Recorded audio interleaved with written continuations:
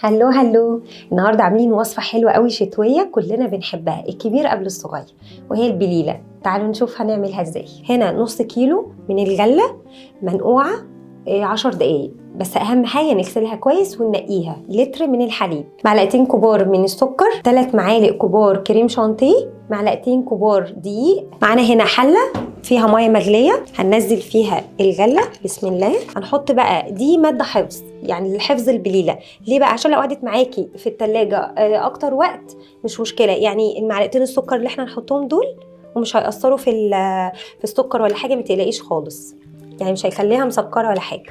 هنغطي عليها بس نوري بالغطا عشان بتفور. تعالوا بقى نشوف البليله بتاعتنا وصلت لحد فين.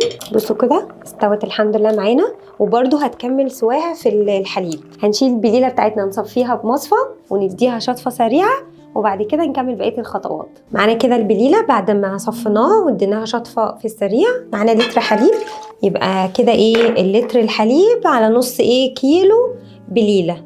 معلقتين كبار دقيق عليهم معلقتين كبار سكر. هندوب كل الكلام ده قبل ما نحطها على النار، ونقلب برضو تقليبه كده سريعه عشان نتاكد ان كل الحاجات معانا دابت، اللي هو الدقيق والسكر. الدقيق هنا ليه بقى؟ عشان يدينا قوام تقيل شويه. معنى كده البليله بتاعتنا هننزل على الحليب بقى. بسم الله. هتاخد كده غلوتين معانا، وبعد كده نطفي عليها. هنسيبها بقى تاخد غلوتين ونرجع لكم تاني. بصوا هنا القوام مع بعض عامل ازاي، كريمي ما شاء الله، احلى من بتاعه المحلات كمان. معانا بقى كده الفانيليا، هنضيف رشه بسيطه جدا. احنا هنا على فكره طفينا النار تمام، يعني ما تحطوش الفانيليا غير بعد ما تطفوا النار. معانا بقى الكريم شانتيه معلقتين كبار كده حلوين. لو مش عايزه تضيفي الكريم شانتيه بلاش خالص، مفيش اي مشكله. بصوا ما شاء الله تبارك الله. بصوا عشان بقى اللبن ده فلاحي بخيره بمعنى اصح. بصوا القشطه عامله ازاي، ومعلقتين الدقيق. بصوا القوام.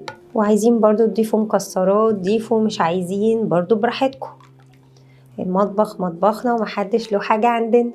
الاضافات دي بقى اختياري، يعني زي ما تحبي، موجوده اهلا وسهلا، مش موجوده خلاص استكفي بيها كده. هي بصراحه ما شاء الله تحفه تحفه تحفه، تعجبك قوي. ده معانا سوداني اهو، جوز هند. انا عن نفسي بحبها بالمكسرات، الطعم بيفرق جدا.